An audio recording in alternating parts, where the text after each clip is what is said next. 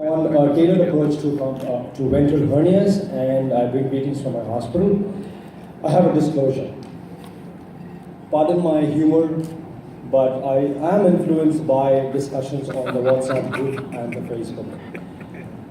So, the tailored approach to ventral hernia, and it's going to be more of a little bit of an individual opinion and combined with literature. So you have to pardon me if I make some transgressions.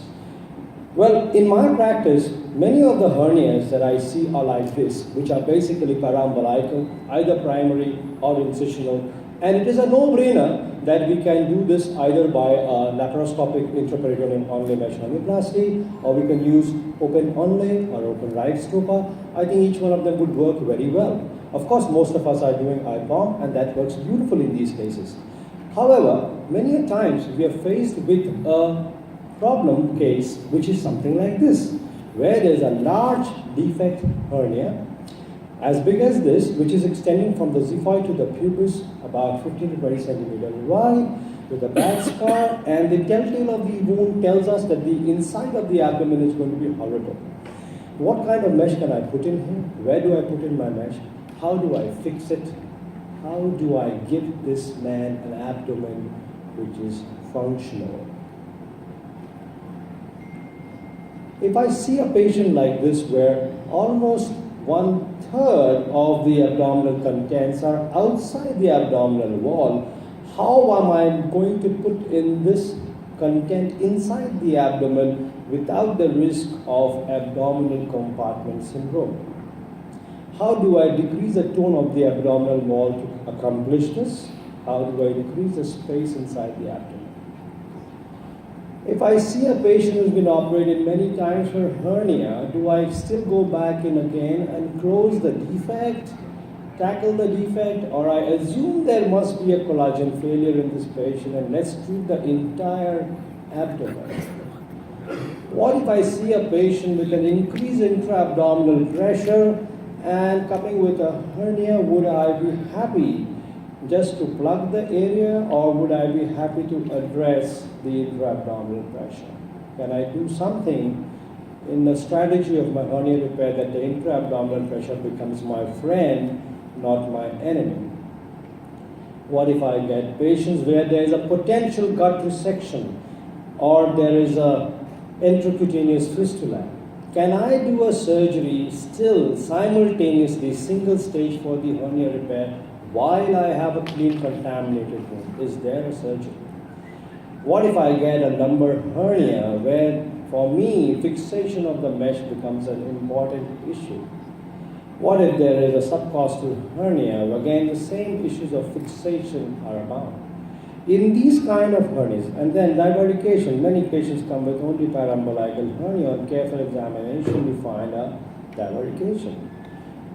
The reason why my own conventional treatment does not work in my practice is because I see a large number of recurrence in these patients if I apply conventional treatment. The issues of where to put the mesh, how big a mesh, how to fix them is abound. There is an issue that if there's a very large gap, that the mesh can be extruded into this cavity. And therefore that's a real possibility, something that I've seen in my practice. Also, I've seen a lot of surgical site occurrences, especially seromas, which are not only uncomfortable to the patient, embarrassing to the surgeon too. The larger the defect, the more the seroma. When you get contaminated cases such as the ones I showed you, it is very difficult to get away without a mesh sepsis by using the conventional treatment. And I would like, ladies and gentlemen, your attention here for the moment when we talk about functionality of the abdomen. The abdomen, according to some of the researchers, is like an unbroken cylinder. Of course, not many of us can boast of an abdomen like this, but this is what the abdomen is supposed to look like. It is a watertight cylinder. It has got the diaphragm at the top, the pelvic diaphragm at the bottom, the spine and the spinal muscles behind, and the linea alba and the flat muscles in front. Why do you think the nature gave us an unbroken cylinder? The nature gave us unbroken cylinder because it wanted to make it waterproof.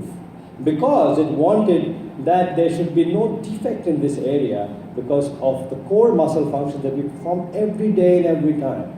Breathing, defecation, urination, sneezing, and if you're a sportsman, weight training, everything amounts to a good core muscle function which depends on the unbroken cylinder. The larger the break, the larger the defect, the more the dysfunction. And hence, when we want to repair a defect of the abdomen, it is better to use an autologous tissue than a dead and inert mesh. So, now that I've told you the problem, how do we solve the problem of complex ventral hernia? What does the literature say? For this, I will take you to a ride back in the last 70 years, and I call it the Chronicles of HERNIA. Well, in the 50s, we did anatomical repair. It didn't work. We went over to the mesh. In the 70s, two kind of people said, well, there are two places you could put the mesh. Dr. Chevrel, a French surgeon, believed that the anterior rectus sheath is the strongest layer. Naturally, the mesh should be fixed to the anterior rectus sheath. And Dr. Stopa is credited to have understood that the best place to place a mesh is the retromuscular area, because he thought it is vascularized from two ends, there will be better impregnation. The intra-abdominal pressure becomes your friend instead of your enemy. And because of the less issues of fixation, there would be less pain as well. He did not realize that there was medialization of the linea alba, but then that was what was proven by none other than Dr. Oscar Ramirez. In the 1990s, again, two things happened. One, Dr. Ramirez happened. He realized the importance of the closure of the defect, of the reconstruction of the ligament. He thought it was important. He also thought placing the mesh in the retromuscular area was important. And to do that, even cutting the external oblique aponeurosis to bring the linea alba together was something that he thought would be helpful in reducing the recurrence. Simultaneously, the IPOM era started, and we all landed up with a beautiful surgery where we could use this versatile surgery. Everybody could use it. It was reproducible. We could put in as big a mesh as we want. And the IPOM era really served us well because it made us help all the patients, majority of the patients, with the IPOM. In the 21st century, however, people who work with complex ventral hernias thought about which repair is the best, and they found, according to this systematic review, that the sublay mesh placement was the best as far as recurrence is concerned, as far as surgical site occurrences were concerned. And they also found that the placement of mesh was acceptable in contaminated cases. There was a Danish ventral hernia database, which was a large database, which showed that for bigger hernias, IPOM was failing. So here we were for complex ventral hernias trying to search for a solution beyond the IPOM. And there was another group of surgeons who thought Dr. Ramirez's work really made sense. And what they thought was that the defect closure is going to be vital if we were to control these complex ventral hernias. One of them was Dr. Yuri Nowitzki, who thought, well, if the anterior component separation does give us a less recurrence but has more wound complications, why not do the lipocutaneous flap but go posterior? He, along with Dr. Carbonell and others, they all tried different planes, but Dr. Nowitzki is fair to have found the plane which is the transversus abdominis release plane, the TAR plane. And with this came the concept of TAR. There was another surgeon by the name of Dr. Jorge Diaz, who is a brilliant surgeon, who was busy doing his groin hernias, a large groin hernias, by a technique which he called ETEP, Extended TEP Technique. He was using ports higher up than the conventional TEP technique, and he was busy doing it. He did not realize that this could have been also used for ventral hernias. And then there's a friend of mine in Annapolis, who is Igor Belyansky, who thought, how about doing the defect closure? How about putting the mesh in the retrorectus? And how about using ETEP and then try to combine all three? And this is how these words which you hate were born. ETEP right stopa, ETEP TAR. And while I leave you a little confused, perplexed, and waiting for answers, I am telling you there are no answers. What I can tell you is that there is a growing perception in me, and when I say me, it doesn't come with an ego, it just comes with a perception. I just have a belief, it may be entirely wrong, but I'll still share it with this august audience. We have devised an algorithm which we think works so far in our hands. In no way is this supposed to be any gospel truth. It's just supposed to be a belief that we are on, and we are going to just observe how we do with this algorithm.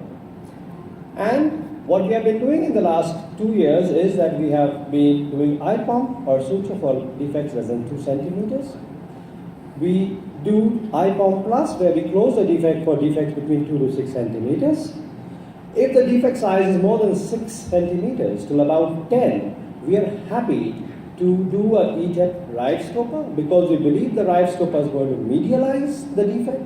We believe the defect can be closed tension free. We believe that the retromuscular placement of the mesh is going to help the patient. However, if you look at the first 3, I think plenty of these cases, about 80 to 90% of our cases are still IPOM plus. I do not want to give an impression while I take the next 2 that we do far more next 2 than the first 3. We don't. Then if I see a defect size which is 10 to 15 centimeters, especially if the patient has got recurrence, has got multiple defects, or is an atypically sited hernia, our bias is to use E-tip TAR.